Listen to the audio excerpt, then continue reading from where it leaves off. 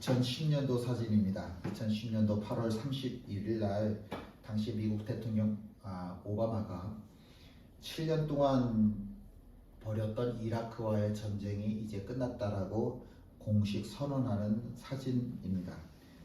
2003년에 시작했지요. 세계 최강이라 불리던 미국이 이라크와 전쟁을 시작했는데 세계 곳곳에서 왜 이라크하고 전쟁을 하느냐, 아무리 봐도 싸울 명분이 없다, 그렇게 이야기했던 전쟁이었습니다.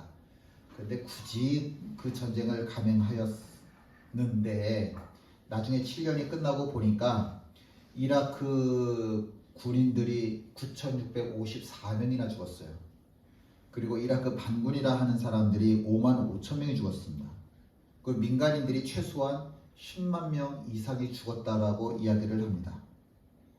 미국에서는 희생이 없었을까요? 미국에서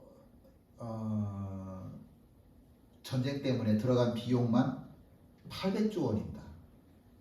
4,420명의 군인이 죽었고 31,926명이 부상을 당했습니다. 어마어마하죠. 어마어마하죠.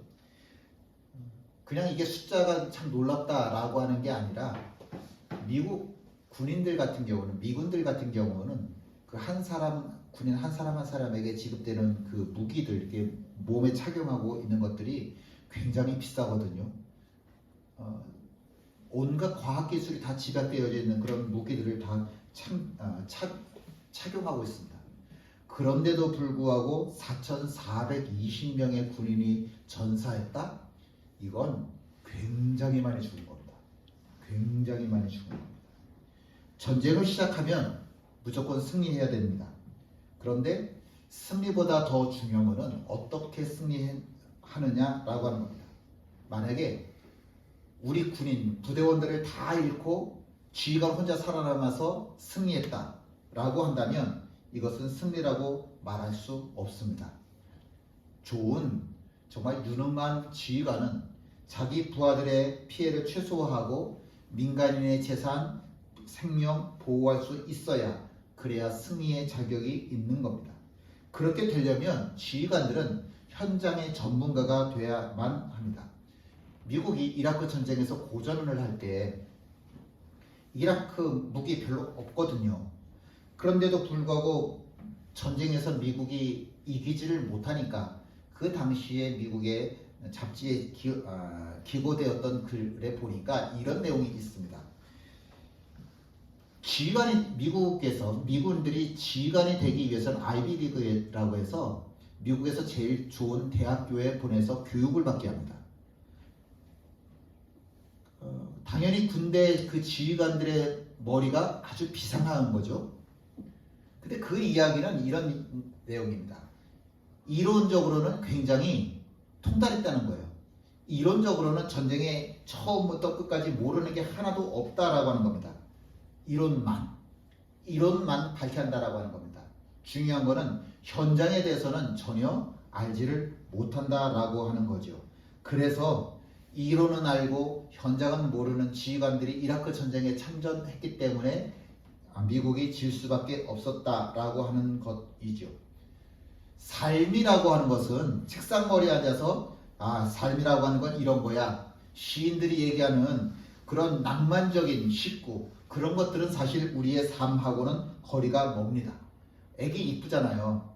규영이를 어쩌다 한번 보면은 정말 이쁠 거예요. 근데 매일 옆에서 그 애기 때문에 밤에 밤잠도 설치고 먹는 것도 설치고 아프니까 또 쫓아다니고 또 하루 종일 엄마 그러고 쫓아다니는, 그렇게 애기를 보아야만 하는 엄마 입장에서는 물론 애기는 이쁘지만 삶이라고 하는 건 그렇게 낭만적이고 기쁘지만은 않은 거죠.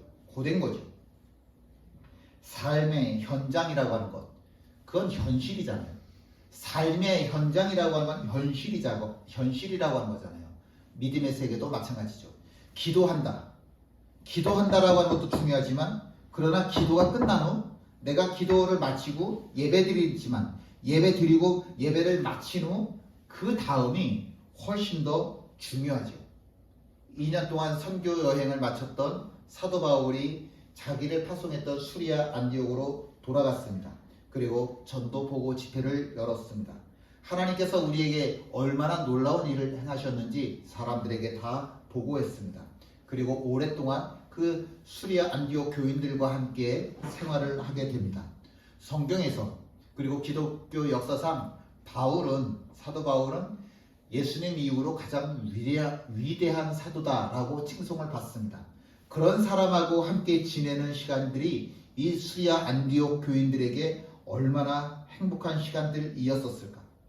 그렇게 모든 일이 다 은혜롭기만 할 줄 알았는데 그렇지만은 않더라고요. 함께 읽지요. 어떤 사람들이 유대로부터 내려와서 형제들을 가르치되 너희가 모세의 법대로 할례를 받지 아니하면 능히 구원을 받지 못하리라 하니. 유대에서 어떤 사람들이 내려왔어요. 그리고 이 사람들이 뭐라고 가리키냐면 그 사람들의 이름을 얘기하진 않아요.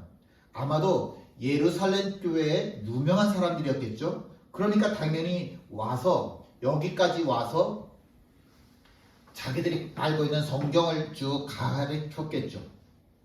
근데 그 이야기를 들었는데 무슨 내용이었냐면 이런 내용이에요. 모세 법대로 할례를 받지 아니하면 능히 구원을 받을 수 없다라고 하는 겁니다. 이건 미래가 아니라 현재형이에요. 지금 할례를 안 받으면 지금 너희들은 구원받은 사람들이 아니야. 전부 다 헛것이야 라고 하는 겁니다. 스데반의 순교를 당한 후 예루살렘에 있던 많은 예수쟁이들이 세계 각지로 다 흩어지기 시작을 했습니다. 박해를 받으면서 끝날 줄 알았는데 그 박해라고 하는 것을 통해서 오히려 세계가 복음의 문이 활짝 열려지는 기회가 되었죠.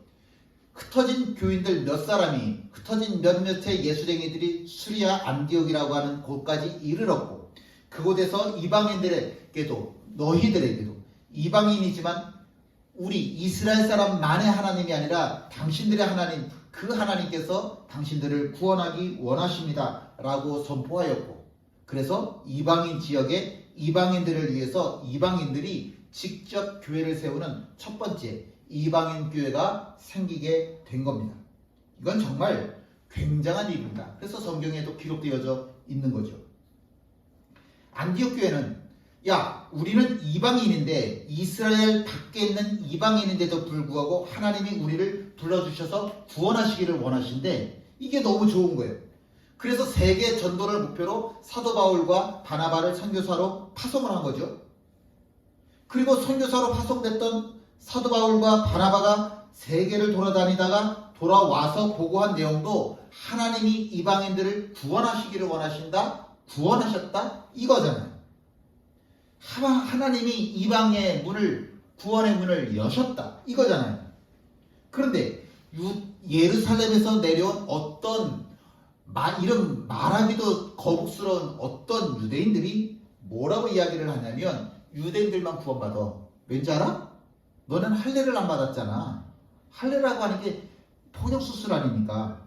지금 말로 하자면 너희들은 할례를 안 받았으니까 구원받을 자격이 없어.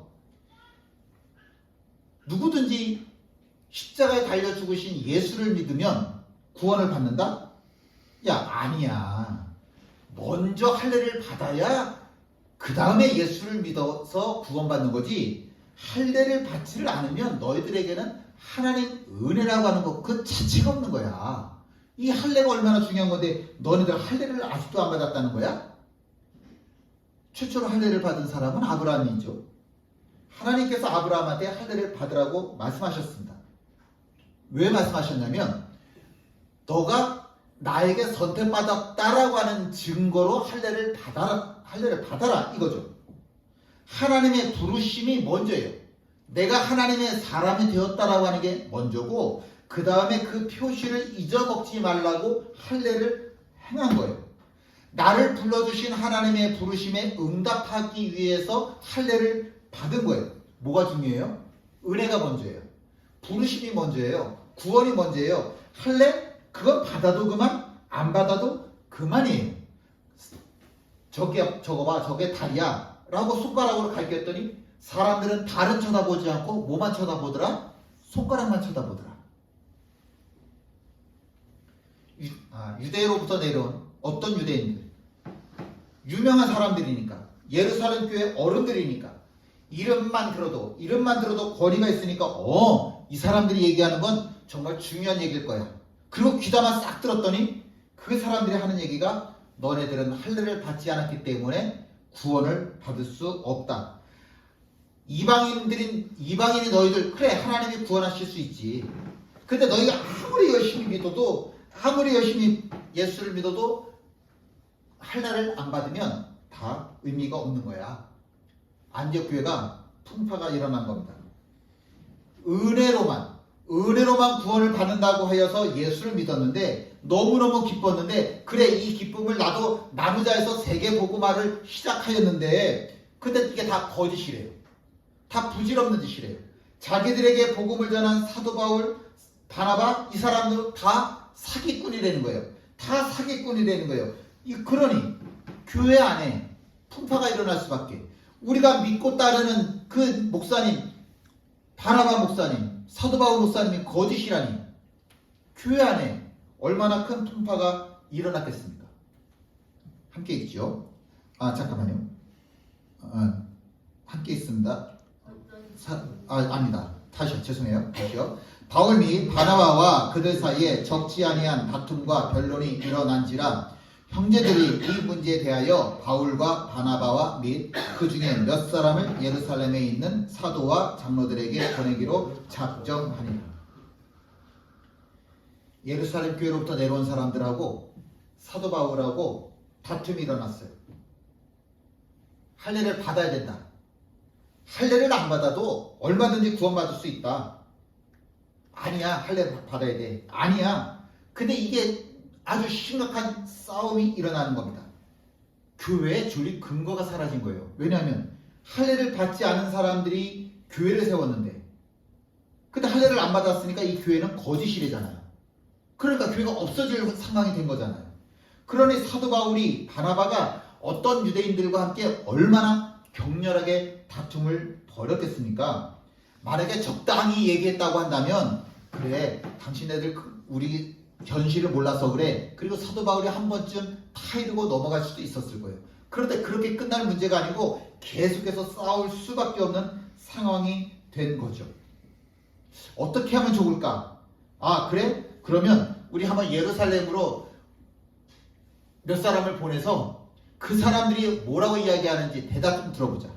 예루살렘 교회는 사도 베드로부터 시작해서 11사도가 모여있고 그리고 그 예루살렘 교회는 교회 지도자라고 하는 유명한 사람들도 있으니까 그곳에다가 우리 문제를 보내서 한번 대답을 들어보자. 그렇게 이야기를 나눈 거죠. 함께 있습니다. 그들이 교회의 전송을 받고 베니게와 사마리아로 다니며 이방인들이 죽게 돌아온 일을 말하여 형제들을 다 크게 기쁘게 하더라. 사도 바울 일행이 예루살렘으로 출발을 합니다. 가면서 교회가 있는 곳, 예수쟁이가 있는 곳은 다 들리면서 하나님께서 우리에게 얼마나 놀라운 일을 행하셨는지 그 이야기들을 접하는 겁니다. 복음을 다시 한번 전하는 거예요. 사람들이 너무너무 좋아하더라고요. 사도 바울이 왜 이렇게 할례라고 하는 문제에 대해서 민감하냐? 이방인들이 구원을 받는데 이 할례라고 하는 것 때문에 구원을 못 받는다? 이건 있을 수 없는 일이에요. 이 사람들이 이 이방인들이 하나님을 왜 못 믿냐? 할례라고 하는 문제 때문에 못 믿는다. 그럼 이 문제 깨줘야죠. 해결해줘야죠. 해결해줘야 되니까 사도 바울은 이 문제에 자기 목숨 내거는 거예요. 그만큼 사도 바울은 자기 삶으로 경험했잖아요. 내가 전도하다 보니까 전도하면서 만나는 모든 사람들이 다 할례 문제 이게 걸리니까 사도 바울에게는 할 수 있는 이야기들이 넘치고 넘쳐나는 거죠. 다시 읽습니다. 예루살렘에 이르러 교회와 사도와 장로들에게 영접을 받고 하나님이 자기들과 함께 계셔 행하신 모든 일을 말하며 바리새파 중에 어떤 믿는 사람들이 일어나 말하되 이방인에게 할례를 행하고 모세의 율법을 지키라 명하는 것이 마땅하다 하니라. 예루살렘 교회에 도착한 사도 바울이 그 예루살렘 교회에 모여있는 사람들에게 왜 우리가 여기 오게 되었는지를 이야기하게 되었습니다. 그렇게 이야기를 하는데 사도 바울이 이야기하니까 아 맞아 그리고 다 박수를 쳐주면 참 좋겠는데 그 예수쟁이들 중에 태반이 또 어떤 사람들이냐면 바리새파 사람들이에요. 이 바리새파 사람들은 어떤 사람들이냐면요. 모세율법이 최고라고 믿는 사람들이에요. 모세율법이 최고라고 믿는 사람들이기 때문에 이 모세율법에서 조금이라도 벗어나면 1.1핵이라도 벗어나면 구원이 없다라고 생각하는 사람들이에요. 그런데 할례 문제? 이건 말도 안 돼요. 할례 문제를 어기면 절대로 하나님의 백성이 될 수가 없는 겁니다. 그런 사람들이 바리새파 사람들인데 그러면서도 이 사람들이 복음을 받아들여서 같은 예수쟁이가 된 거예요. 같은 예수쟁이가 됐는데 아직까지도 예전의 내 모습, 옛자를 못 버리고 뭐라고 얘기를 하냐면 할례가 우선이지. 무슨 은혜가 먼저야? 할례가 먼저지. 라고 이야기를 하고 있는 거예요. 예수 믿었으면 생각이 변해야 되는데 예수 믿으면 이 생각이 삶이 변해야 되는데 생각이 도무지 변하지를 않고 여전히 할례가 우선이야 라고 이야기를 하는 거예요. 예수쟁이들 이미 난 변화되어진 새 사람인데 문제는 이런 거죠. 과연 이방인들도 하나님의 구원을 받을 수 있을까? 그래 하나님이 이방인들 구원받기 원하신다고 하자. 그래도 할례를 안 받는 사람에게는 구원이 있을 수가 없어. 너무 강력하게 이 바리새파 사람들이 주장을 하니까 이 사도 바울이 주장하는 것과 이게 마찰이 일어나서 도무지 안 되겠더라고요. 그래서 아예 회의를 열었는데 이건 기독교 역사에서 굉장히 중요한 겁니다. 지금 일어나고 이야기되고 있는 사도행전 15장 1절에서 5절을 제1차 예루살렘 공의회라고 이야기를 합니다.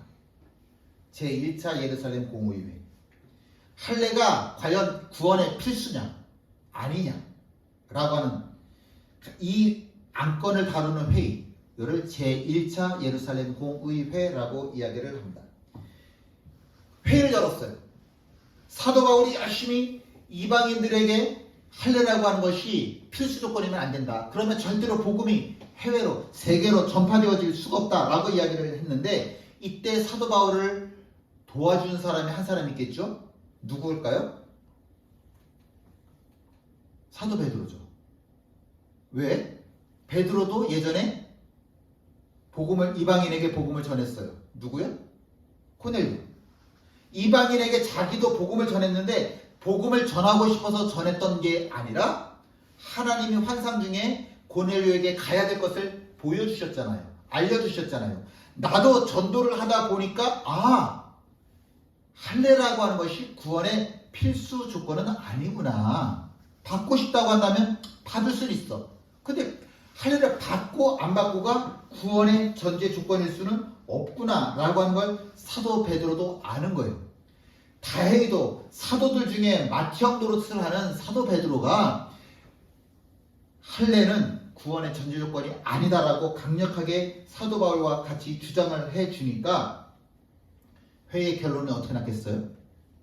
할례는 복음 전도에 있어서 필수적인 반드시 받아야만 하는 것은 아니다라고 결론을 낸 거죠. 예수쟁이가 되기 위해서 할례를 요구한다? 이건 복음에 위배된다. 복음에 위배된다. 그렇게 결론이 나진 겁니다. 사도 바울과 사도 베드로의 공통점이 있어요. 그건 뭐냐면 책상 머리에 앉아서 복음을 성경을 연구했던 사람들이 아닌 거예요. 이 사람들의 특징은 뭐냐? 살아가면서 자기들의 삶의 자리에서 어디가 되든지 그 삶의 자리가 어디가 되든지 간에 어디에서든지 하나님의 이름을 전파했던 사람들이에요. 이론에 밝은 사람들이 아니라 삶의 자리라고 하는 것이 밝은 삶의 자리, 현실이라고 하는 곳에서 하나님의 말씀은 이렇게 전했던 사람들이기 때문에 이 사람들이 전하는 메시지가 강력할 수밖에 없었다라고 하는 거죠. 이건 이렇게도 볼 수 있어요. 하나님은 절대로 책상머리에 앉아 계시지 않으세요. 하나님은 사람들이 울고 웃는 그 자리에 계십니다. 이거 너무너무 중요한 얘기예요. 여러분, 하나님의 집이라고 하지만 건물은 없어지면 끝이에요. 진짜 하나님의 집은 뭡니까? 진짜 하나님의 집 우리잖아요. 우리 기도하는 게 중요한 게 아니라니까요. 하나님은 하늘에 계시죠. 근데 하늘에 계시다고 했더니 사람들이 하늘에 계신 하나님이 내가 울고 내가 웃는 것을 어떻게 알아? 하나님은 하늘 저 좋은 곳에 계시는데 거긴 눈물도 없다며, 거긴 아픈 것도 없다며, 거긴 병든 것도 없잖아. 그런데 하늘에 계신 하나님이 이 땅에서 살아가고 있는 우리들의 아픔을 어떻게 알아?